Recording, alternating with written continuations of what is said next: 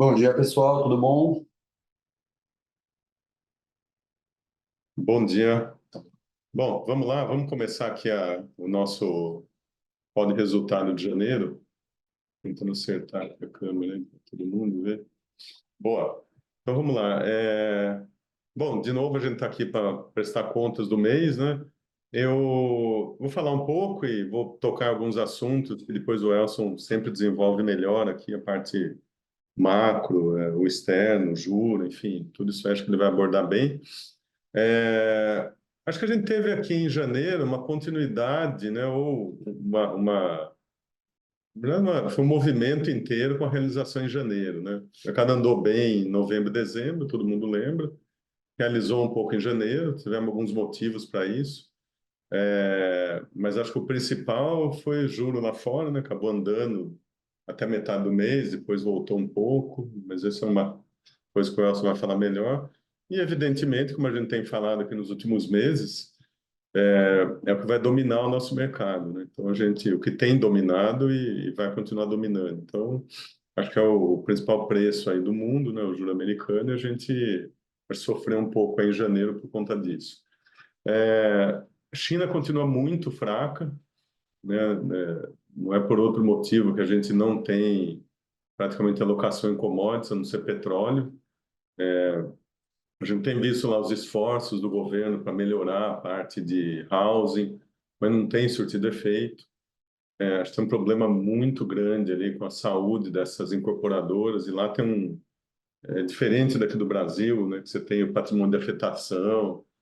Lá é como se fosse o caso, a parte em call, né, para os mais velhos aí que estão ouvindo, vão saber o que é em call. Então a gente tem assim um negócio muito diferente acontecendo na China.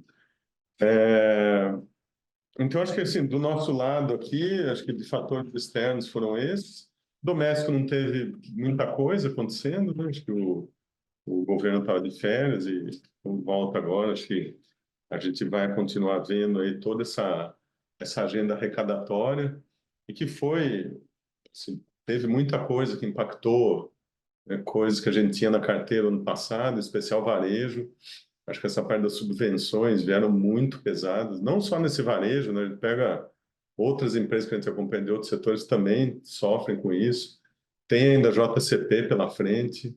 Então, depois a gente tem a reforma tributária, né, que vai entrar em vigor nos próximos anos de fato, vai acabar com os benefícios tributários que tem ainda concedidos. Então, assim, muitas empresas que têm plantas em outros estados, que fornecem para cá, que têm benefícios, vão estar em xeque aí para ver, bom, como é que eu vou fazer, né?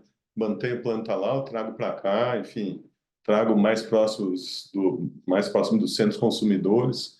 Então, assim, a gente tem um grande puzzle aí pela frente. A gente, o mês passado foi mal, né? O fundo caiu 7, mais ou menos, alguma coisa assim. É, Só checar 6,8 foi a nossa queda. E basicamente algumas coisas de locação que a gente continua absolutamente tranquilo, né, com isso. Para ter uma ideia, desse 6,8, 1,6 ponto percentual veio de locadores de veículos. E aí tem esse grande debate aí de preço de usados, de depreciação, né? Como é que isso aí vai afetar? Mas, enfim, de alguma maneira isso aí é um estoque, né? Não é um fluxo, né? O fluxo pela frente nos parece muito bom para elas, com queda de juro, né? Não só do ponto de vista de redução de despesa financeira das companhias, mas a melhoria do affordability também, de quem aluga o veículo. Então, assim, tem um cenário muito bom pela frente que pode ser conturbado no curto prazo. Então, esse foi um dos detratores da nossa performance. É, por incrível que pareça, bancos também, né? Os bancos, alguns deles aí trouxeram prejuízo para a carteira, mas acho que isso aí também a gente está bem tranquilo, né? Curva de inadimplência, a gente viu no resultado do Itaú, que saiu ontem, especialmente em pessoa física, a inadimplência veio muito boa, muito controlada, já caindo bastante em relação ao último resultado. Então, assim, a gente está bem animado com isso, não só com o Itaú, mas com outros bancos, bancos digitais também, como o Nubank, a gente acha espetacular, né, o modelo de negócio. É, Outra rubrica aqui com prejuízo no mês, utilities, principalmente Eletrobras. A Eletrobras vem balançando muito, né, ultimamente, mas o que a gente viu desde a troca do CEO foi um movimento muito acertado na empresa. Acho que ela vem melhorando bastante. E uma parte que precisava, que é a comunicação com o governo. Então, acho que foi muito acertada a troca do Wilson pelo Ivan. O Wilson já estava, né, na minha cabeça, ia fazendo hora extra lá, já devia estar fora há muito tempo, mas continuava na empresa. Então, acho que hoje a diretoria é muito mais pró-negócio e pró-resolver os problemas, né? Não adianta se esconder, ficar sem falar nada, tem que interagir com o governo, não tem muito jeito nesse ponto aí. A gente está bem otimista com isso também. Por fim, shoppings também foi marginal aí a perda que nós tivemos, mas sim, a gente está muito confiante nisso. Acho que aí também, de novo, é a mesma combinação de juro para baixo, né? E esses caras carregam, em geral, um endividamento em CDI. E o affordability melhora muito, né? Com financiamento mais barato aí pela frente, que a gente enxerga. Então, depois o Elson provavelmente comenta um pouco aí da taxa terminal de juros, mas a gente está otimista com isso. E ganhos a gente teve no varejo, em algumas posições que a gente tem, né? Várias subiram, o SBF, que é uma posição que a gente tem falado há muito tempo aqui, é uma posição que foi difícil ano passado. A gente manteve uma parte da posição, aumentamos no momento bom também. E a gente acha que, de fato, a empresa vem entregando tudo o que prometeu ano passado. Então, a gente está otimista ainda com esse case. Mercado Livre também. E uma posição que a gente tinha, que a gente agora para olhar, e que foi um ganho, né, no mês passado, que foi Soma, mês de janeiro. Mas a gente para um pouco agora, a gente vendeu, mas parou agora para olhar como é que fica essa fusão aí com a Arezzo. Acho que a gente tem muito tempo ainda para esse negócio acontecer. As empresas vão operar separadas, né, por um tempo. Acho que não vai ter problema de CAD, não tem muita sobreposição de negócios aí, mas é um negócio demorado, uma coisa que demora muito, mas elas vão operar em range, né, em PEG, quer dizer, as duas têm uma relação de troca, elas vão operar nessa relação de troca. Então, quer dizer, o varejo melhorando, de fato, o cenário que a gente tem, né, acontecendo, eu acho que essas aí vão andar. Mas a gente saiu, eventualmente, a gente volte também, né? Eu acho que foi isso. Agora só quero comentar um pouco das posições que a gente tem hoje, como é que ficou a nossa carteira, né? A gente tem hoje, falando aqui setorialmente, praticamente um quarto da posição do fundo em bancos, e aí são 10% de bancões, 10% de Depac XP. Bancões é Itaú aqui, o único que a gente tem. Bom, Itaú é Banco do Brasil, BB é uma posição menor, Itaú é a maior parte. E depois alguma coisa em bancos digitais, uns quase 5%. E aqui a maior parte no Nubank. Ainda temos um pouco de varejo, né, como eu comentei, principalmente Mercado Livre e Centauro, que eu já tinha falado também nas outras ocasiões. Ainda tem esse risco de tributação, de subvenções aí na Centauro, mas é um negócio que a gente vai olhar um pouco mais para frente. Incorporadora, a gente manteve aí uns 15% do PL, tanto o Cirela quanto baixa renda. Que mais? Utilities, a gente aumentou um pouco a posição na carteira. Aqui tem os três que a gente já vem comentando bastante aqui. Eletrobras, Copel e Equatorial. Aqui é uns 15% do portfólio, mais ou menos. Locadoras, a gente tinha diminuído aí a Vamos lá no final do ano, começo do mês passado também. Foi acertada essa redução, o papel caiu bastante depois disso. A gente zerou, na verdade, a Vamos. E zerou porque a gente acha que ainda tem tempo para recuperar. Então, mais para frente, eventualmente, a gente volta nessa posição também. Depois a gente tem um pouco de commodities, e acho que só petróleo, Petro, 3R. Shoppings também é uma posição que a gente vem aumentando um pouco mais. Hoje estamos mais alguma coisa como 9% do PL. A gente gosta aqui do Iguatemi, do Allos também. E depois acho que tem coisas menores aí na carteira que acho que não vem ao caso comentar, pouca coisa.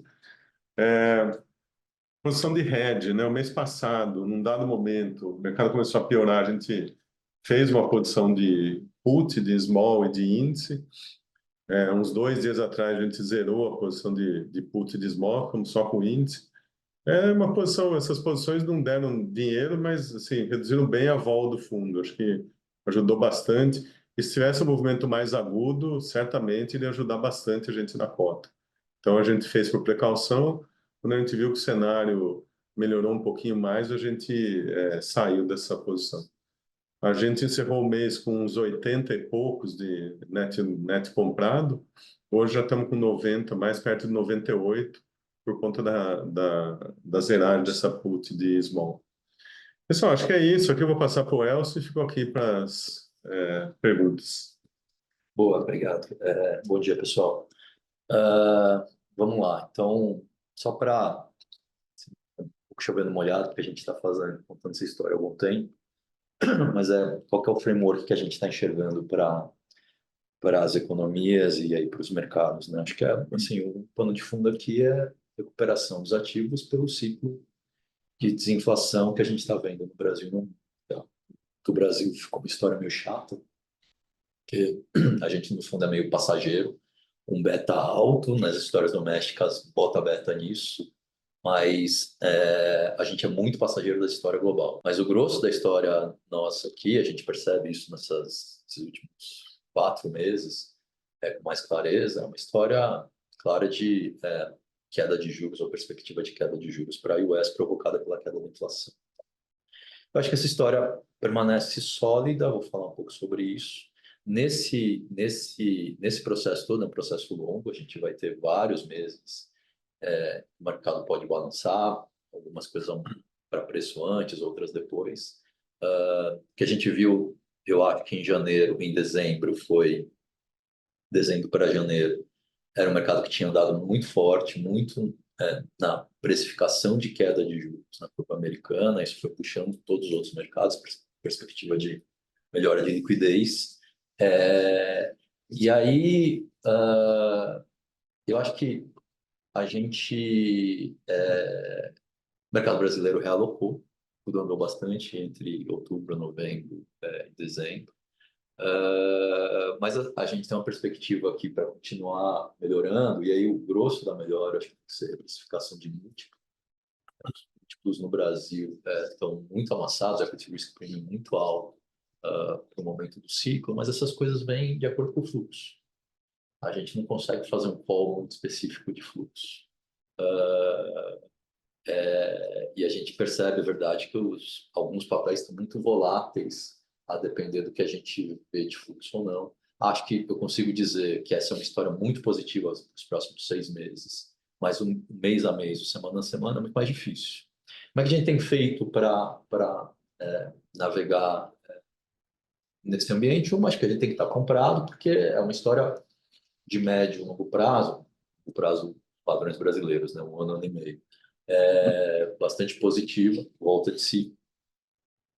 Mas com esse caveat que é importante, que olha, você tem meses em que o fluxo está muito forte, você tem um alinhamento melhor do cenário global, então entra bem mais dinheiro, os ativos se precificam, tem meses mais difíceis de fluxo, como foi janeiro. Tá? O que a gente tem feito, na verdade, é carregar alguma coisa entre 70% a 100% comprado, a gente está tentando calibrar esse net, em geral, via opções. A gente fez isso em janeiro. É verdade que a gente comprou um pouco mais fora do dinheiro, então não protegeu tanto. A gente não quer perdas muito grandes, na verdade, a gente tolera uma balançada. Até para capturar o upside, às vezes o fluxo fica muito positivo, a gente vai querer capturar essa vol maior do mercado para a cota. Mas a gente tem oscilado um pouco no net long, e isso que o Marcelo disse aí das exposições, né? Tem coisas que a gente acha que nessas quedas tem muito valor e tem uma vol menor. Por exemplo, o setor elétrico foi um setor que a gente aumentou a exposição ao longo das últimas semanas, tá? Como é que a gente está vendo para frente? Aí acho que tem uma alteração importante. Foi isso que o Marcelo disse, a gente zerou uma Tick Small, que era que protegia uma cauda maior, e aí eu acho que eu tenho que justificar um pouco isso, porque a gente está um pouco mais confiante no cenário.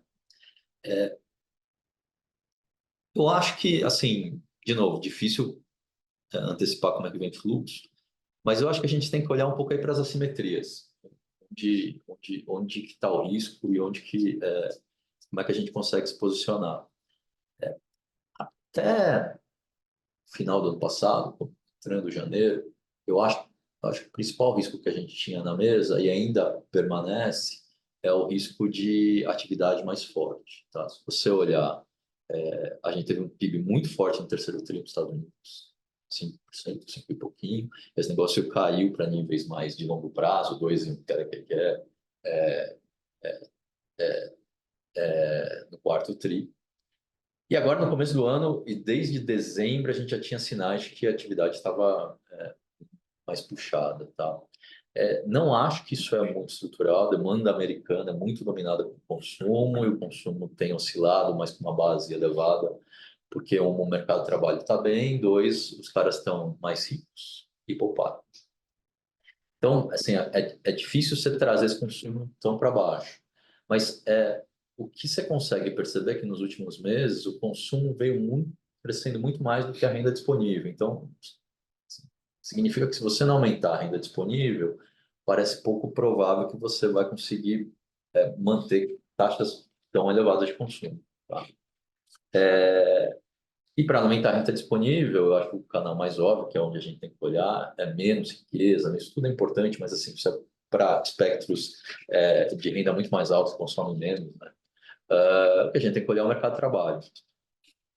E aí, assim, onde está o risco, veio o payroll, agora no começo do ano, que veio muito forte. Tá? Esperado que viesse mais forte, mas assim, veio muito acima do consenso, muito acima, assim, você olhar toda a distribuição de projeções lá, ninguém tinha os 300 e tantos mil que vieram. O que aconteceu aqui, eu acho? Eu acho que o mercado de trabalho está desacelerando. Se você der 2 passos para trás, eu vejo várias métricas de desaceleração, eu estou vendo taxa de contratação diminuindo já no nível pré-pandemia, eu estou vendo taxa de demissão pelo lado do funcionário também voltando para níveis pré-pandemia, quer dizer, o cara não está enxergando o mercado de trabalho tão aquecido assim, ele não está pedindo demissão porque não tem bid do outro lado. Eu estou vendo vagas em aberto nas indústrias, no setor privado, diminuindo, e mesmo com o payroll mais forte de janeiro, eu estou vendo a parte cíclica do mercado de trabalho, de contratações, que é basicamente o setor privado, tirar educação e saúde, tem questões mais estruturais aqui, o resto é cíclico. O nível de contratação aqui está bastante baixo. Ele subiu um pouco em janeiro agora, mas assim, ele está rodando períodos pouco imediatamente anteriores à recessão. Tá? Então, eu não estou vendo tanta força no mercado de trabalho. O que eu acho que aconteceu no dado de janeiro, e outra que é importante, acho que esse talvez seja um dado que a gente tem que monitorar com mais cuidado agora. Horas trabalhadas, elas diminuíram muito em janeiro por causa das nevascas, mas assim, mesmo que você volte para o nível que você estava lá em dezembro, novembro, está no nível ciclicamente muito baixo. Então, estou pegando vários pedaços que são mais lead do mercado de trabalho, que estão me contando uma história de desaceleração. E isso aparece em salário. O salário não está crescendo nos Estados Unidos. Tá? O que aconteceu com o Peru em janeiro, que fez bastante preço desde sexta-feira? Acho que a questão sazonal é muito importante. Tá? A gente tem um problema de tirar a questão sazonal aí. Se você olhar desde 2020, o payroll que printa lá é o dobro do que é o consenso de mercado em todos os janeiros desde 2020. E aqui não foi muito diferente. E é basicamente porque é muito difícil você dizer como é que o BLS está fazendo o ajustamento sazonal lá. Por que sazonalidade é importante? Em janeiro, estamos falando de um payroll que é de 300 mil, mas só a flutuação, as demissões de janeiro são mais de 3 milhões em geral. Ficou rodando em torno de 3 milhões nos últimos 20 anos. O problema é que nos últimos 3 anos, 4 anos, na verdade, as demissões estão rodando mais ou menos perto de 2 milhões e meio, sem sazonalizar, tá, as variações mensais. Então, você demite muita gente sazonalmente. Só que você está demitindo menos do que nos janeiros anteriores. Como, no fundo, você tem que jogar a sazonalidade, é um filtro que você vai passar por um período longo, provavelmente essa correção sazonal que você está fazendo para cima é maior do que deveria, tá? Por isso que os números estão vindo tão fortes. Se você olhar o número sazonalizado, ele não é tão diferente assim. Se você olhar o year on year, por exemplo, dessa variação, ela está caindo em relação a dezembro contra dezembro anterior. Então, eu acho que um bom pedaço disso foi sazonalidade. Os demais dados de mercado de trabalho estão apontando desaceleração, eu estou razoavelmente tranquilo com o mercado de trabalho. Mas reconheço que é um risco, a atividade é um risco para olhar. A outra parte da história é a inflação. Essa a gente tem um pouco mais de convicção. Já são 6 meses de dados bons, com o core rodando na média de 6 ou de 3 meses, já 2%. Quando eu olho para prospectivo, é verdade que esse core caiu muito, porque a inflação de bens caiu muito nesses últimos meses.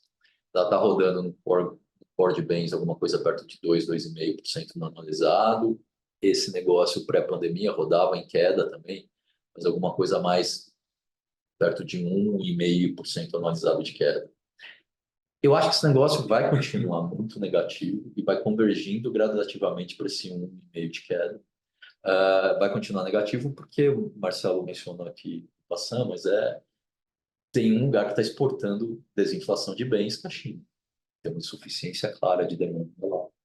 A oferta voltou pós-pandemia, a demanda não chegou. A demanda não chega porque você tem que digerir esse mercado de housing enorme e você não fez a correção de preços de housing para baixo ainda, que é o que vai impactar a riqueza das famílias lá. Então, tem uma questão aqui de escassez de demanda vindo da China que vai manter esses números para baixo. Mas mesmo que assim, essa desinflação de bens seja um pouco menor adiante, a gente sabe que tem um outro pedaço da inflação que vem para baixo, que é aluguéis. Aluguéis ainda estão rodando anualizado perto de 6%, e a gente sabe que o aluguel na ponta está rodando um year-on-year negativo. Então, conforme esses novos aluguéis vão entrando para a base, que você coleta preço lá, esse negócio vai desacelerando, uma história para o meio do ano, assim, gradativamente desacelerando. Então, acho que parece que para a US a inflação convergiu.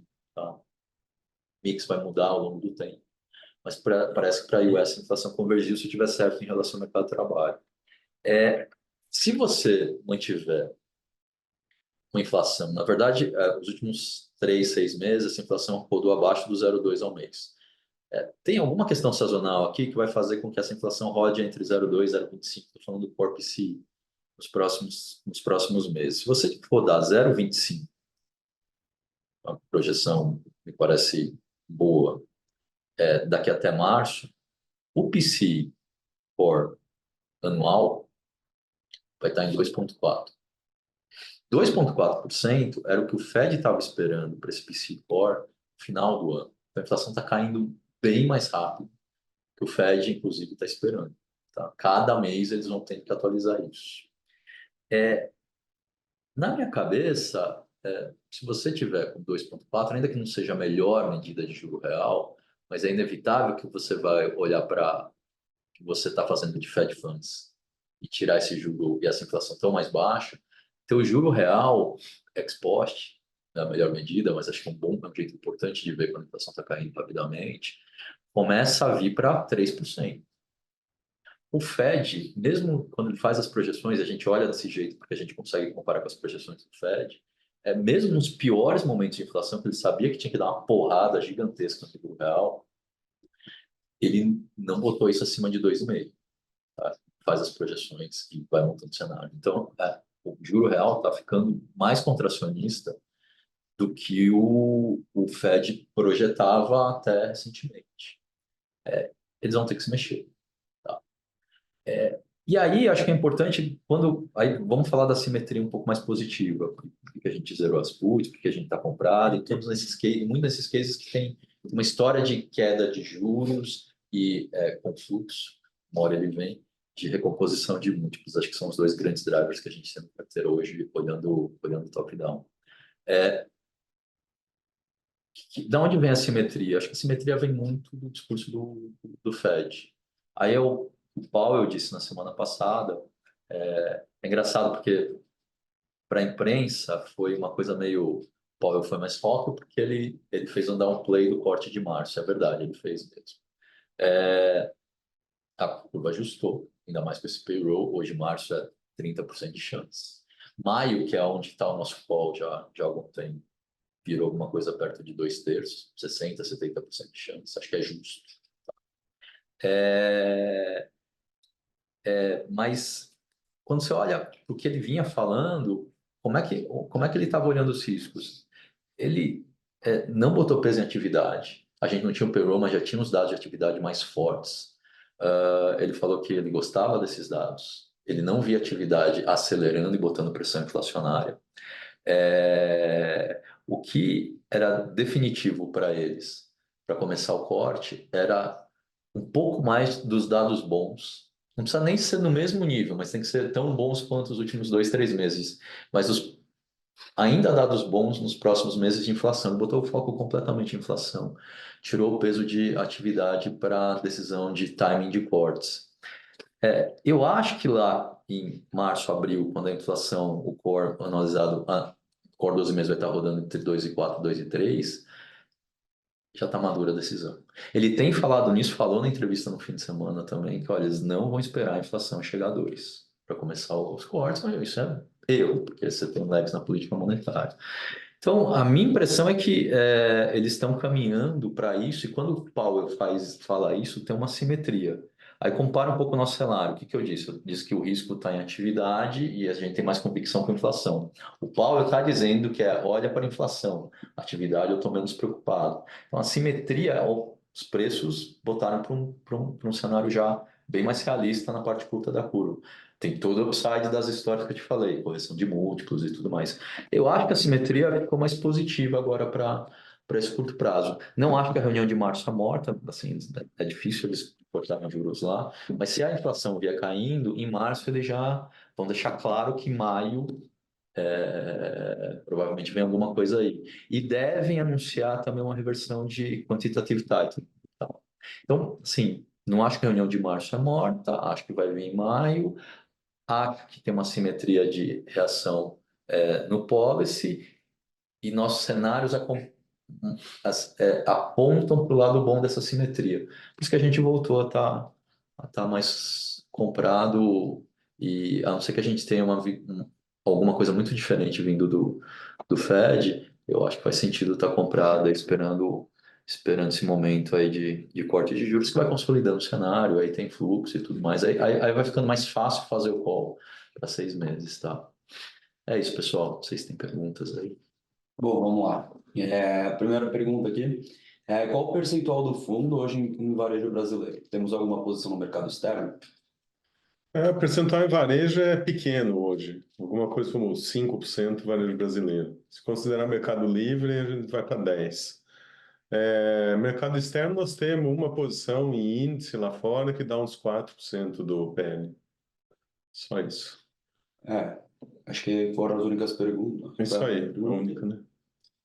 Tá bom. Pessoal, muito bom. Obrigado aí pelos que nos acompanharam e até o mês que vem. Tchau, pessoal. Tchau, tchau. Obrigado. Até o mês que vem.